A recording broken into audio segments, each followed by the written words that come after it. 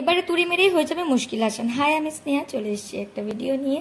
আজকে তোমাদের সাথে আমি শেয়ার করবো মিশো থেকে অর্ডার করা একটা নতুন ইউনিক এবং খুবই ইউজফুল একটা জিনিস এবং তার রিভিউ।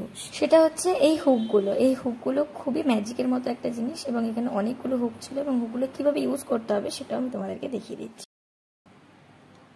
দেখতে পাচ্ছ প্রায় এতগুলো ক্লিপ রয়েছে এবং ক্লিপগুলোকে আমি একটু ভালো করে দেখাই। এই হচ্ছে একটা রকমের হুক যেটা তোমরা কিছু হ্যাং করাতে পারবে ইজিলি। আর এটা হচ্ছে আংটা মতো হুক যেগুলো আমরা এখানে কিছু রাখতে পারবো, লাইক কোনো জিনিস বা কিছু।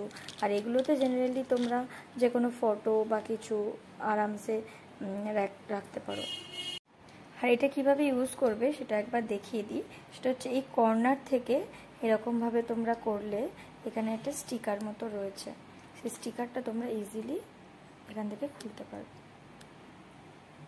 এবং এগুলি ইউজ করার একটা সবথেকে বড় পজিটিভ কারণ এটা যে কোনো জায়গায় তোমাকে হোল্ড করতে হবে না। ধরো তোমার নতুন বাড়ি বা তুমি চাইছো না বা তোমার জায়গা নেই বা তোমার রেন্টেড বাড়ি, সেখানে তুমি চাইছো না যে আননেসেসারি কোনো হোল হোক বা কিছু, বা একটা হোল করার জন্য তো কিছু টুলস লাগে, সেগুলো অনেক সময় অনেকের বাড়িতে থাকে না।